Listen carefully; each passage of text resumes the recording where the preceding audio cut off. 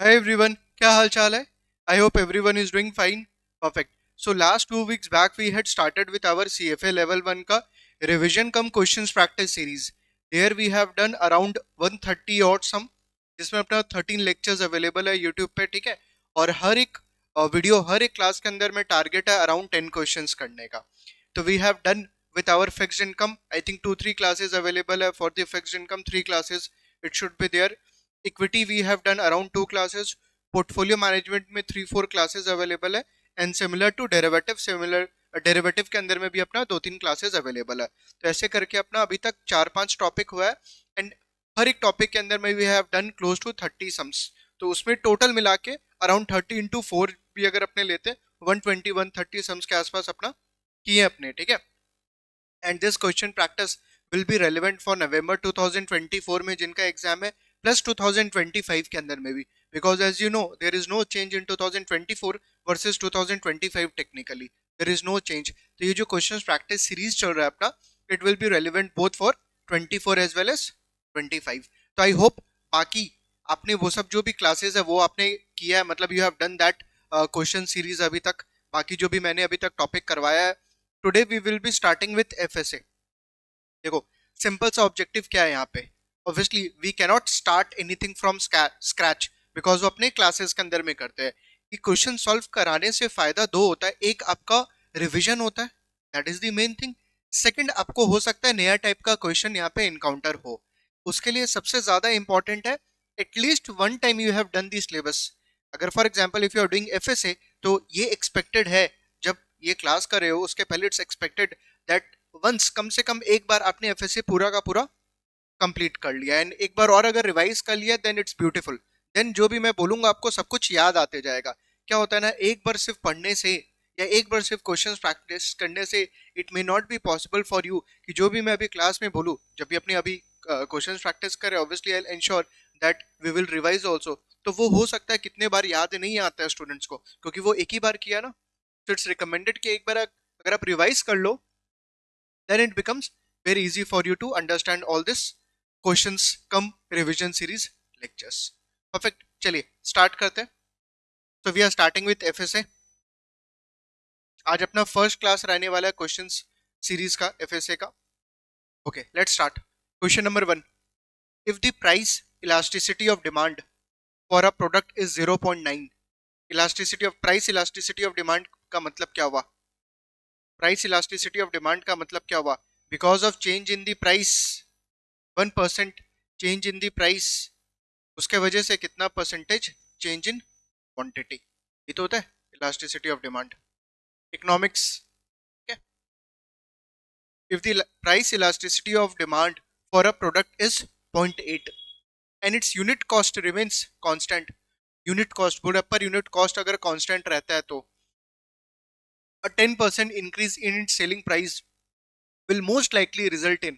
और अगर selling price 10% से इंक्रीज होता है, it will most likely result in. तो अपने को पता है अपना quantity demand will fall. Elasticity of demand में यही तो है कि अगर प्राइस बढ़ेगा तो quantity demand will what, fall. देखते हैं ऑप्शन क्या दिया. Will most likely result in no change in cost of sales. Cost of sales याद कराने का ट्राई करता हूँ. Revenue is equal to quantity into price. अरे जितना क्वांटिटी आपने सेल किया into price per unit. This is price per unit. Cost of sales is equal to again quantity sold into cost per unit. ये समझ में आ रहा है? And in दोनों का अगर अपने माइनस करते हैं तो क्या निकलता है? अपना gross profit.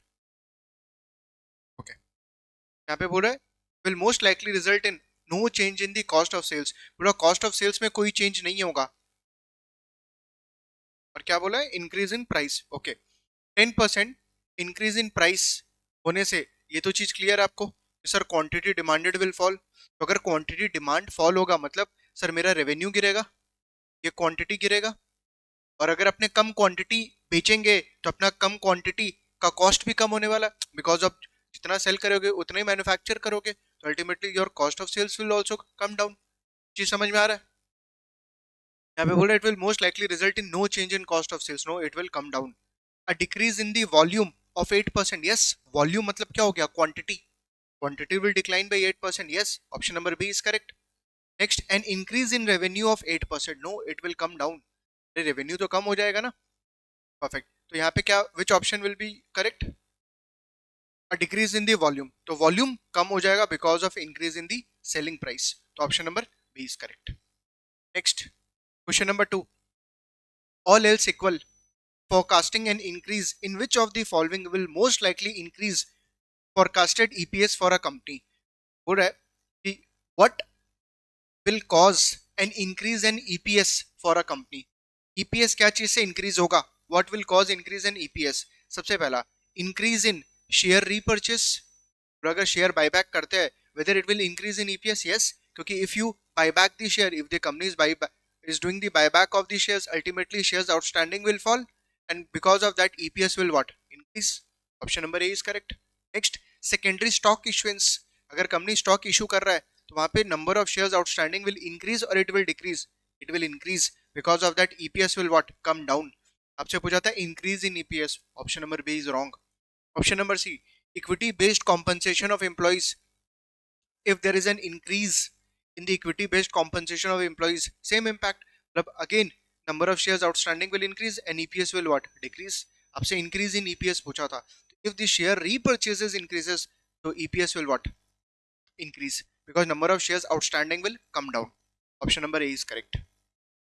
Next, question number 3.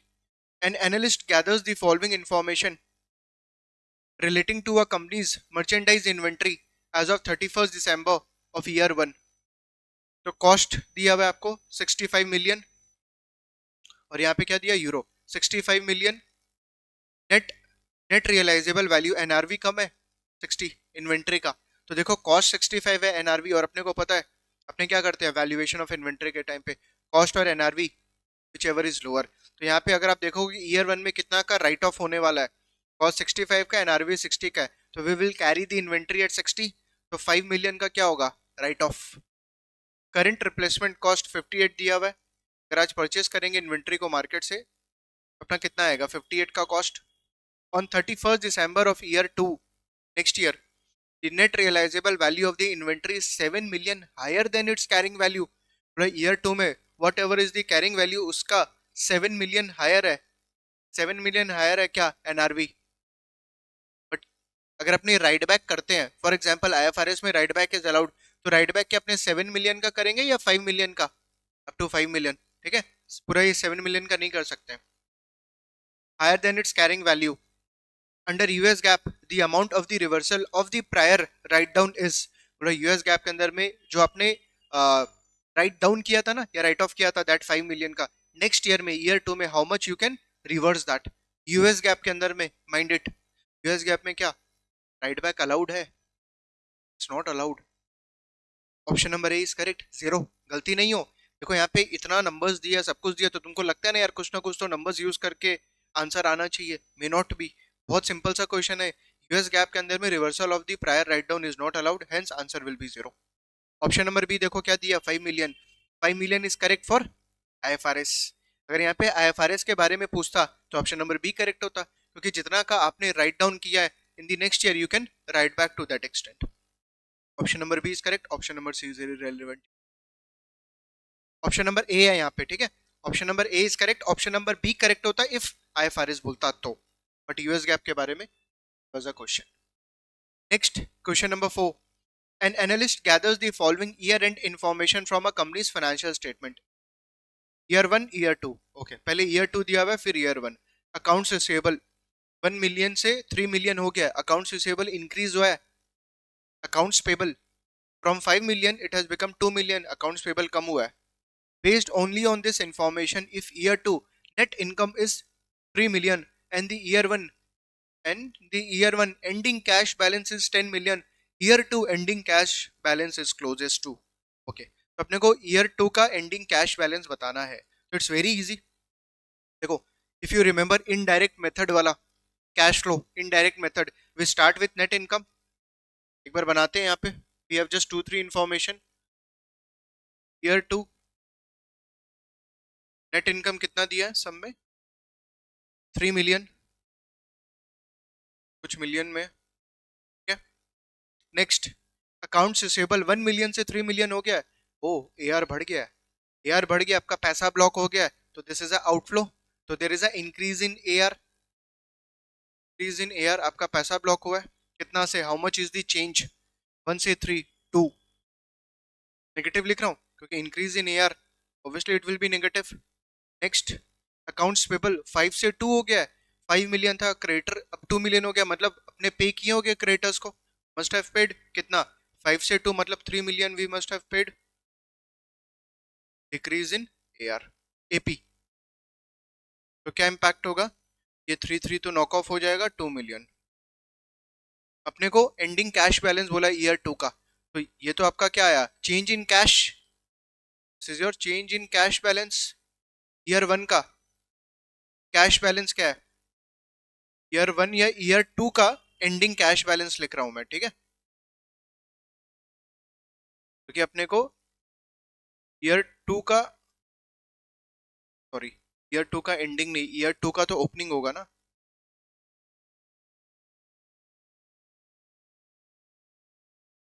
Because we want to find out year 2 का एंडिंग कैश बैलेंस, तो उसके लिए अपने को चाहिए change in cash plus year 2 का ओपनिंग कैश, ईयर 2 का ओपनिंग मतलब ईयर 1 का एंडिंग, दिया हुआ है आपको सब में, and the year 1 ending cash balance is 10 million, तो 10 और यहाँ पे -2, it will be what, 8 million. जी समझ में आ रहा है, इट्स वेरी इजी, जरूरी नहीं आपको पूरा का पूरा कैश फ्लो देगा बनाने के लिए, ऐसा तो मतलब they might give you some information like this and you just have to calculate, it's very easy. चलो आंसर देखते हैं, year 2 ending cash balance is 8 million, yes, 12 million, 18 million, option number A is correct, 8 million.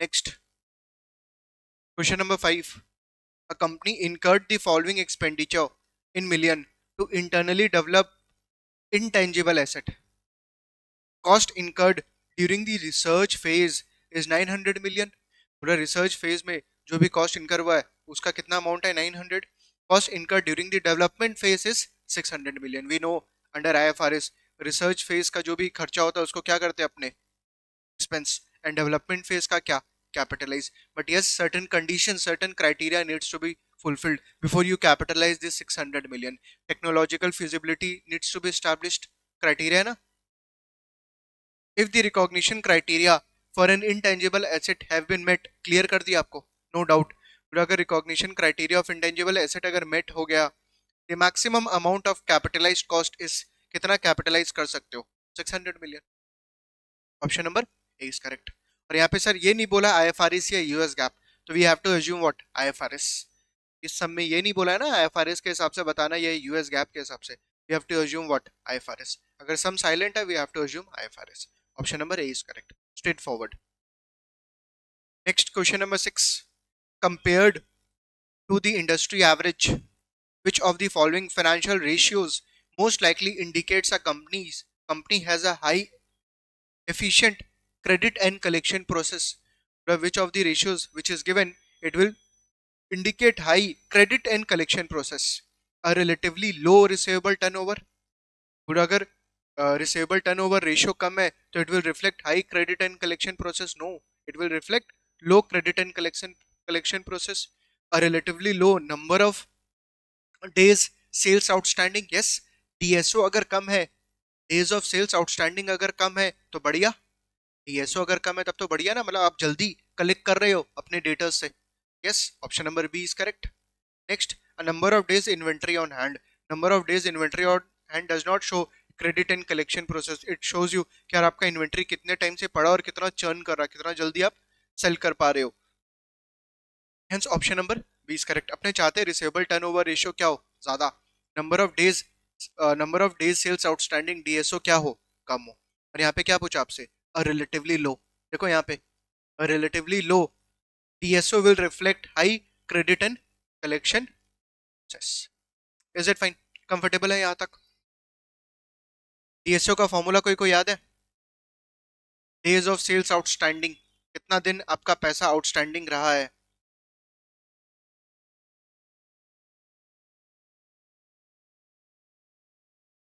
Net credit sales is for 365 days. ठीक है, ये जो भी amount है वो 365 डेज के लिए आउटस्टैंडिंग है। तो वन के लिए कितना, 365 divided by net credit sales. तो सर आपका जो पैसा अकाउंट रिसेबल आउटस्टैंडिंग है वो कितने दिन के लिए, 365 divided by net credit sales into account receivable, यही तो हुआ डीएसओ। ये फॉर्मूला आपको याद रखना है, ठीक है। ऑब्वियसली यहाँ सिर्फ मैं डेरिवेशन दिखा रहा हूँ logically.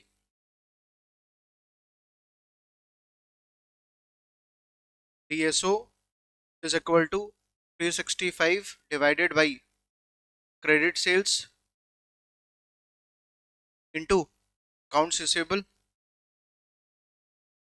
I could have written this, or 365 divided by credit sales। इस AR को नीचे ले आऊं, हाँ सर ले आइए, ऐसे लिख सकता हूँ, yes I can write like this. और 365 divided by what is this, credit sales divided by accounts receivable, इसको क्या बोलते हैं अपने, रिसेबल टर्नओवर रेशियो। कंफर्टेबल? तो डीएसओ को we can write like this, और 365 days divided by receivable turnover ratio. दोनों फॉर्मूला पता हो आपको, तो अपने चाहते हैं रिसेबल टर्नओवर रेशियो क्या हो ज्यादा, अपने चाहते हैं डीएसओ क्या हो कम। ठीक है, option number B is correct. Next, question number 7, under the indirect method of reporting cash flow from operating activity CFO, a decrease in deferred income tax liability DTL is ignored. No, ignore थोड़ी करेंगे, DTL अगर कम हो रहा है तो liability कम हो रहा है, बढ़िया बात है। नहीं, क्या डिक्रीज इन डीटीएल, अच्छा तो अपने पे कर रहे हैं फिर तो you are paying off DTL। so in fact ये तो आपका टेम्पररी डिफरेंस है। DTL DTA क्या चीज से अराइज होता है, it's arises because of what, temporary difference. पूरा इग्नोर करेंगे, no, it's added back to net income, it is subtracted from net income, which option will be correct. पूरा decrease in DTL क्या होगा, add back to the net income और subtracted from the net income, it will be subtracted from the net income, option number is correct. Next, with respect to the company analysis, measure of inventory management are best described as, sorry, measures of inventory management are best described as activity ratio, yes, activity, DSO, DPO, DIO, days of sales outstanding, days of payable outstanding, days of inventory outstanding, inventory management की कितना efficiently आप अपना inventory manage कर रहे हो, it is best described as what your activity ratio, day to day activity. Solvency ratio ये तो debt equity ratio, leverage ratio वगैरह हो गया। प्रॉफिटेबिलिटी रेशियो तो gross margin, net profit margin and all हो गया, right. The measures of inventory management are best described as activity ratio, option number A is correct. Next, question number 9, a disclaimer of opinion is issued when an auditor is unable to issue an opinion, notes an exception to the accounting standard, finds a material departure from the accounting standard। तो देखो अगर आपको याद है तो opinion basically 4 types का होता है, कौन कौन सा, एक होता है एक होता है अनक्वालिफाइड ओपिनियन। सबसे पहले अनक्वालिफाइड ओपिनियन का मतलब क्या, सब चंगा, everything is good.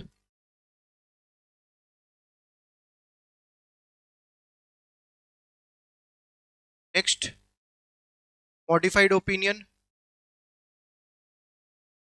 Modified opinion के अंदर में वी हैव 3 टाइप्स, कौन कौन सा, अगर कोई को याद है तो, क्वालिफाइड ओपिनियन,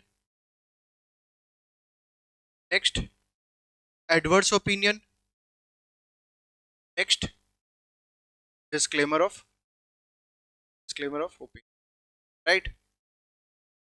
अनक्वालिफाइड तो सब ठीक है, मॉडिफाइड ओपिनियन में सबसे खतरनाक क्या है, डिस्क्लेमर ऑफ ओपिनियन। मतलब यहाँ पे हो सकता है the client has not given an enough information to the auditor, तो ऑब्वियसली ऑडिटर अपना जो भी कमेंट है वो कैसे करेगा, अगर आप एज अ क्लाइंट ऑडिटर को डॉक्यूमेंट्स ही नहीं दे रहे हो, अप्रोप्रिएट डॉक्यूमेंट्स ही नहीं दे रहे हो, कंप्लीट डॉक्यूमेंट्स ही नहीं दे रहे हो, it's not possible for the auditor to express an opinion, is it fine. Adverse opinion क्या था, if there is a material departure from an accounting standard, कोई अकाउंटिंग स्टैंडर्ड ही फॉलो नहीं किया, ठीक है, तो obviously that the auditor will issue an adverse opinion. Qualified opinion क्या हुआ कि वन ऑफ द इशू, सब कुछ ठीक है, फाइनेंशियल रिपोर्ट आपका जो फाइनेंशियल स्टेटमेंट है दैट इज फाइन, बट एक दो जगह मिस्टेक है, there the auditor will issue what qualified opinion. Accounting standard से डिपार्चर है एक दो जगह, और एडवर्स ओपिनियन में इज मोर डेंजरस, और डिस्क्लेमर में तो like you have not given, obviously the auditor will not be able to express an opinion on the financial statements. चलो देखते हैं। A disclaimer of opinion is issued when an auditor is unable to issue an opinion. Yes, notes an exception to accounting standard. Notes an exception to the accounting standard. This will be qualified opinion. Finds a material departure from the accounting standard. This is adverse opinion. आपसे disclaimer of opinion पूछा था, hence option number A is correct. Next, which of the following most likely indicates improved efficiency of a company's credit and collection policy? Same type का अभी अपने just किए हैं, इस credit and collection policy यहाँ पे कुछ देखे थे आपने, ये रहा efficient credit and collection process. Option देखते हैं। एन इंक्रीज इन, इस बार उल्टा पूछा आपसे, इंक्रीज के लिए पूछ रहा है। An increase in receivable turnover ratio, an increase in DSO, an increase in number of days of payable. Very easy, we want receivable turnover ratio क्या हो, बढ़े, मैं तो यही चाहते हैं ना, रिसीवेबल टर्नओवर रेशियो बढ़े, but we want DSO to what come down, तो चाहते हैं डीएसओ क्या हो, कम हो। Is it fine? When increase in receivable turnover ratio, yes, it's good. It will show efficient company's credit and collection process. An increase in days of sales outstanding तो अच्छा नहीं रिप्रेजेंट कर रहा है, मतलब आपका पैसा 90 डेज की जगह 120 डेज तक डेटर्स के पास है, डेटर्स पे नहीं कर रहा है, तो it's bad. Option number B increase अच्छा बात नहीं, और number of days of payables का क्रेडिट एंड कलेक्शन प्रोसेस से कोई मतलब नहीं है, बिकॉज यहाँ पे credit and collection process is with respect to your AR accounts receivable. Perfect, okay. तो आज अपना जो टारगेट था 10 क्वेश्चंस का कंप्लीट हो गया, and obviously this is your class number 1 of FSA का क्वेश्चंस प्रैक्टिस। नेक्स्ट क्लास के अंदर में again we will target next 10 questions. Please request है, the questions which we have done today please एक बार रिवाइज कर लो। कहीं भी अगर तुम कोई कॉन्सेप्ट में फंस रहे हो, फॉर एग्जांपल ये ओपिनियन वाला, ठीक है, कोई बच्चे को हो सकता है ये ओपिनियन वाला चीज पढ़ा हुआ होगा बट याद नहीं आ रहा होगा, maybe due to XYZ reason, तो प्लीज ये वाला चीज को वापस से ओवरव्यू कर लो, this is the best time. उसके बाद हो सकता है कोई कोई डीएसओ वगैरह का फॉर्मूला याद नहीं आ रहा होगा, तो प्लीज ये वाला चीज एक बार गो थ्रू कर लो, बाकी सम तो इजी था। परफेक्ट, चलिए नेक्स्ट क्लास में मिलते हैं, तब तक रिवाइज करिए।